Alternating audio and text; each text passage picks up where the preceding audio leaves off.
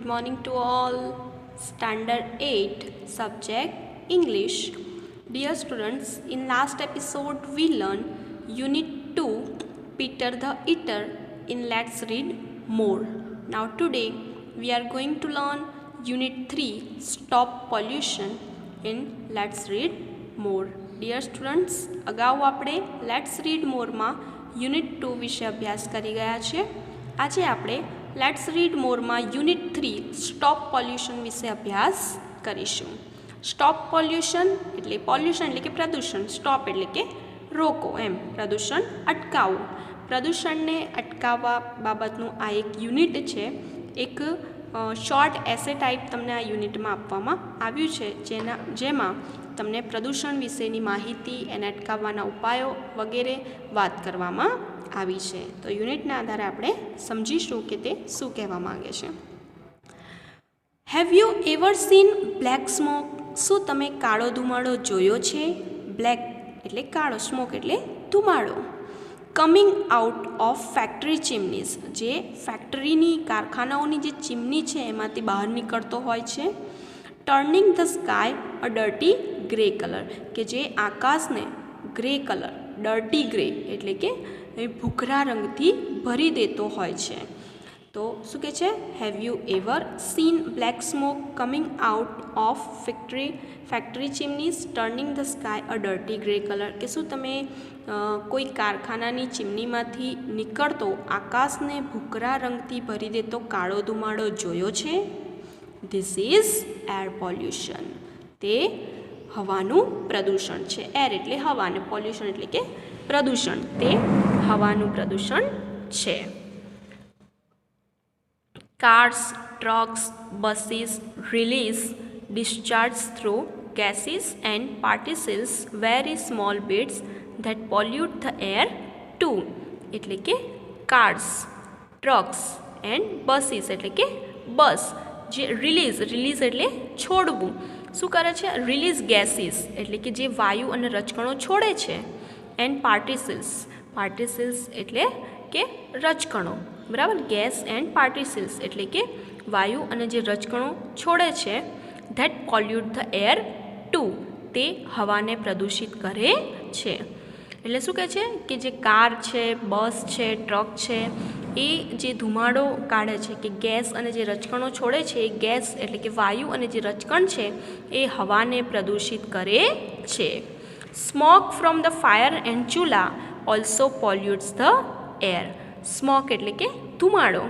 From fire એટલે કે આગ, તાપણા જેને કહીએ આપણે, ફાયર એટલે તાપણા. એન્ડ ચૂલા, તમે અત્યારે હાલના ટાઈમમાં પણ ગામડામાં જોતા હશો કે મોટાભાગે ચૂલાનો ઉપયોગ ઘણા બધા કાર્યો માટે કરવામાં આવતો હોય છે. તો કે ફાયર, તાપણા, અને જે ચૂલા છે એમાંથી નીકળતો ધુમાડો પણ હવાને પ્રદૂષિત કરે છે. તો હવા કઈ રીતે પ્રદૂષિત થાય છે આપણને અહીંયા ફર્સ્ટ પેરેગ્રાફમાં બતાવ્યું છે કે વાહનોમાંથી જે નીકળતો ધુમાડો છે અને એની સાથે જે રજકણો છે એ હવાને દૂષિત કરે છે. સાથે સાથે તાપણા અને ચૂલા પણ હવાને પ્રદૂષિત કરે છે. ત્યાર પછી વાત આવે છે લેન્ડ પોલ્યુશન એટલે કે જમીનનું પ્રદૂષણ. Land pollution, water pollution and even noise pollution are also big problems. એટલું જમીનનું પ્રદૂષણ નહીં, પણ લેન્ડ પોલ્યુશન એટલે જમીનનું પ્રદૂષણ, વોટર પોલ્યુશન એટલે કે પાણીનું પ્રદૂષણ, એન્ડ ઇવન નોઇઝ પોલ્યુશન અને જે અવાજનું જે પ્રદૂષણ છે આર ઓલ્સો બિગ પ્રોબ્લેમ્સ, એટલે કે આ પણ મોટી સમસ્યાઓ છે. કયા કયા પ્રદૂષણની વાત કરી છે અહીંયા? હવાનું પ્રદૂષણ છે, ત્યાર પછી વાત છે જમીનનું પ્રદૂષણ, પાણીનું પ્રદૂષણ અને અવાજનું પ્રદૂષણ. એ બધી આપણા માટે એક મોટી સમસ્યા છે. Factories and ordinary people thoughtlessly without thinking dump throw away rubbish and waste on land or in water. Factories and ordinary people, બરાબર, એટલે કે કારખાનાઓ અને જે સામાન્ય લોકો છે, થોટલેસલી એટલે વિથઆઉટ થિંકિંગ, વિચાર્યા વગર, બરાબર, વગર વિચારીએ શું કરે છે? ડમ્પ એટલે કચરો,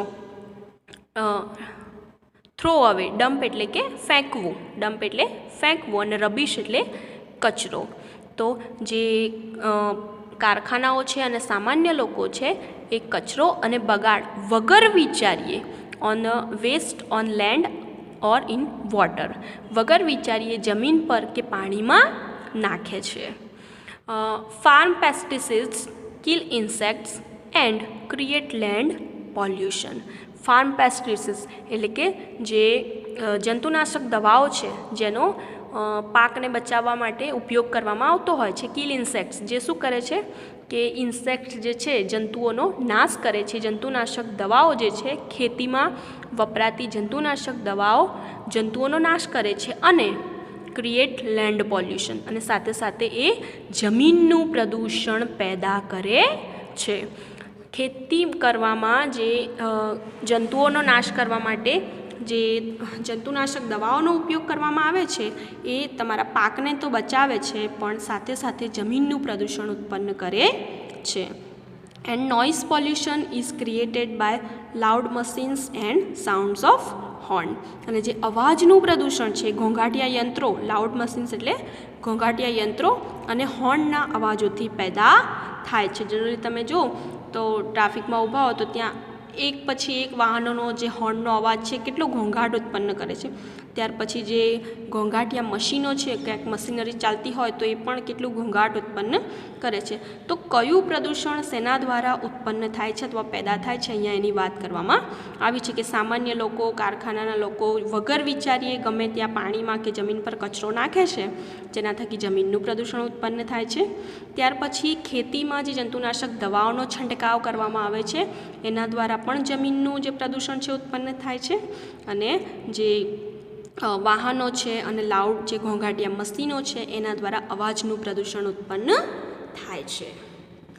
ocean life isn't safe from pollution. Ocean એટલે કે સમુદ્રની જે જીવન છે, દરિયાઈ જે જીવન છે એ પણ પ્રદૂષણથી સુરક્ષિત રહ્યું નથી. એટલે કે દરિયાઈ જીવની વાત છે. હવે ઓબ્વિયસલી પાણીનું પ્રદૂષણ થાય એટલે કે સમુદ્ર જીવ પણ હવે જોખમમાં છે, એમનું જીવન પણ સુરક્ષિત નથી અથવા તો પ્રદૂષણ મુક્ત નથી. Ocean life isn't safe from pollution એટલે કે સમુદ્રી જીવન પણ પ્રદૂષણથી મુક્ત નથી. Sometimes people are hired appointed on a payment basis to clean up polluted seashore after an oil spill. Spill એટલે ઢોળાવવું, હાયર્ડ એટલે કે રોકવું. કોઈ માણસોને પૈસા રોકી અને તમે પૈસા આપી અને કોઈ કામ માટે રોકો તો એને કહેવાય hired. Appointed on a payment basis એટલે કે પૈસાની ચૂકવણીના આધારે તમે જેને હાયર કરો છો, રોકો છો એને કહેવાય હાયર્ડ. એટલે કે sometimes people hired to clean up polluted seashore after an oil spill. Oil spill એટલે કે ઢોળાવવું. એટલે ક્યારેક શું થાય છે કે જે તેલ છે એ ઢોળાયા પછી પ્રદૂષિત દરિયા કિનારાને સાફ કરવા માટે પૈસા રાખી અને લોકોને રોકવામાં અથવા માણસોને રોકવામાં આવતા હોય છે. Sometimes people are hired to clean up polluted seashore after an oil spill એટલે કે તેલ ઢોળાયા પછી પ્રદૂષિત દરિયા કિનારાને સાફ કરવા કેટલીકવાર માણસો પણ રોકવામાં આવે છે. Sometimes ships carrying petroleum have accidents and their oil spill into the ocean. Sometimes એટલે ક્યારેક શું થાય છે કે પેટ્રોલિયમ લઈ જતા જે વહાણો છે, શિપ્સ, બરાબર, કેરિંગ એટલે લઈ જતા, પેટ્રોલિયમ લઈ જતા જે વહાણો છે એ કોઈ વાર અકસ્માત થતાં તેમાંનું જે તેલ છે એ દરિયામાં ઢોળાય છે. અને ઓબ્વિયસલી દરિયામાં આવી રીતે જે પેટ્રોલિયમ તેલ ઢોળાય એટલે એના થકી દરિયાનું જે છે એ પ્રદૂષણ પેદા થાય છે.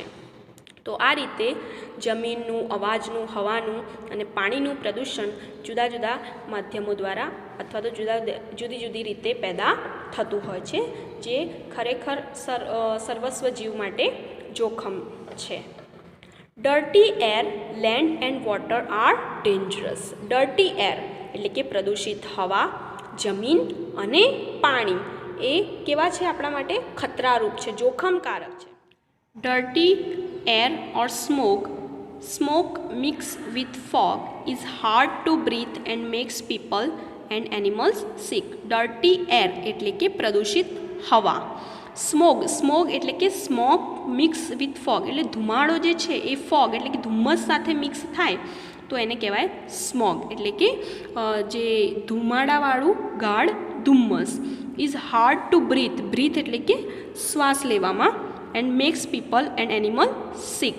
એટલે કે જે પ્રદૂષિત હવા અને ધુમાડાવાળું ગાઢ ધુમ્મસ જે છે એ એનાથી શ્વાસ લેવામાં તકલીફ પડે છે અને લોકો અને માણસો જે છે એ માંદા પડે છે. Dirty water makes people and animal sick when they drink it or wash with it or live in it. Dirty water એટલે કે પ્રદૂષિત જે પાણી છે એ પ્રદૂષિત પાણી લોકો અને પ્રાણીઓ જો પીવે કે તેનાથી વોશ એટલે કે સાફ સફાઈ કરવા માટે વાપરે અથવા તો લીવ ઇન ઇટ તેનામાં રહેતા હોય તો તેમને માંદા પાડે છે. જે પ્રદૂષિત પાણી છે એ પ્રદૂષિત પાણીઓ જો લોકો કે માણસો તેને પીવે અથવા તો તેને સાફ સફાઈ કરવા માટે ઉપયોગ કરે અથવા તો એ પાણીની અંદર જીવતા હોય તો એવા જંતુ છે એવા જીવો જે છે એ માંદા પડે છે. It also kill plants. એટલું જ નહીં પણ તે છોડને પણ મારી નાખે છે. If land એબ્સોર્બ્સ. એબ્સોર્બ એટલે કે શોષવું, બરાબર. sucks drinks in too much of waste, nothing will grow on it and it becomes unfit to live. એટલે કે એ છોડને તો મારી જ નાખે છે પણ જો લેન્ડ એબ્સોર્બ કરી લે, જો વધારે પડતો જમીન જે છે એ બગાડને શોષી લે તો તેના પર કશું ઉગે નહીં અને રહેવા માટે ગેરલાયક બને છે. Become unfit to live on એટલે કે રહેવા માટે ગેરલાયક બને છે. જમીન જે છે એ વધારે પડતું આ જમીનનો બગાડ જે છે એ શોષી લે છે તો એ રહેવા માટે યોગ્ય અથવા તો ગેરલાયક લાયક રહેતી નથી. એવી જમીન ગેરલાયક બને છે. Controlling pollution is not easy. પ્રદૂષણને નિયંત્રિત કરવું સહેલું નથી. Most people find it difficult to change their way to living. એટલે કે મોટાભાગના લોકો જે છે એ તેમના જીવન જીવવાની પદ્ધતિ બદલવાનું અઘરું પડે છે. અત્યાર સુધી આપણે જેવું જીવન જીવતા આવ્યા છે અને હવે જો એનામાં ચેન્જીસ લાવવું હોય તો એ એક તકલીફવાળું કામ છે. એટલે કે મોટાભાગના લોકોને પોતાની જીવન જીવવાની જે પદ્ધતિ છે એ બદલવી અઘરી પડે છે. Even governments and big companies find it hard feel to be very difficult to introduce changes because they are often unpopular or expensive. એટલે કે even governments and big companies એટલે કે સરકાર અને મોટી મોટી કંપનીઓને પણ સુધારાઓ કરવાનું જે કામ છે અઘરું પડે છે. કારણ કે એટલે કે કારણ કે દે આર ઓફન અનપોપ્યુલર અને એક્સપેન્સિવ. એ કેવા છે કે અપ્રિય છે અને વધારે ખર્ચાળ છે. એટલા માટે એ સુધારાઓ ઘણીવાર અપ્રિય અને ખર્ચાળ બને છે જેથી એ શક્ય નથી. However, small changes can also help. Reusing things instead of throwing them away helps. However, એટલે કે તેમ છતાં નાના જે સુધારાઓ છે પણ ઉપયોગી થાય છે. Reusing things instead of throwing them away helps. Reusing એટલે કે પુનઃ ઉપયોગ એટલે કે વસ્તુઓને ફેંકી દેવાને બદલે ફરીથી વાપરવાનું મદદરૂપ થાય છે. Using less water or recycling, reusing again and again of water is helpful. એટલે કે વારંવાર વાપરવાનું મદદરૂપ થાય છે. એટલે કે યુઝિંગ લેસ વોટર પાણીનો ઉપયોગ ઘટાડવો કે તેને ફરી ઉપયોગમાં લેવું તે ઉપયોગી નીવડે છે. પાણીનો ઉપયોગ છે બને એટલું તમે ઓછો ઉપયોગ કરો અથવા તો વારંવાર એ પાણીને ઉપયોગમાં લો તો એ ઉપયોગી નીવડે છે. In future people will learn to use cleaner forms two energy like wind power and solar energy. એટલે કે ઇન ફ્યુચર ભવિષ્યમાં લોકો સ્વચ્છ ઉર્જા people will learn cleaner forms of energy એટલે કે સ્વચ્છ ઉર્જાના સ્વરૂપો જેવા કે વિન્ડ પાવર એટલે કે પવન ઉર્જા એન્ડ સોલર એનર્જી એટલે કે સૌર ઉર્જાનો ઉપયોગ કરવાનું શીખી લેશે જે પ્રદૂષણને રોકવામાં મદદરૂપ થશે. તો પ્રદૂષણ કઈ રીતે ઉત્પન્ન થાય છે પ્રદૂષણને રોકવા માટે આપણે શું કરી શકીએ છીએ, આપણને શું નુકસાન પહોંચાડે છે, એ આપણે આ યુનિટ 3 સ્ટોપ પોલ્યુશનમાં સારી રીતે સમજી શકીએ છીએ. તો દરેક વિદ્યાર્થી ધ્યાનથી આ લેસનને સમજશે અને ત્યારબાદ એના જે વર્ડ મિનિંગ્સ છે, એની જે એક્સરસાઇઝ છે, એ તમારી ઇંગ્લિશની ટેક્સ્ટ બુક અને ઇંગ્લિશની નોટબુકમાં લખી કમ્પ્લીટ કરવાનું રહેશે. Thank you.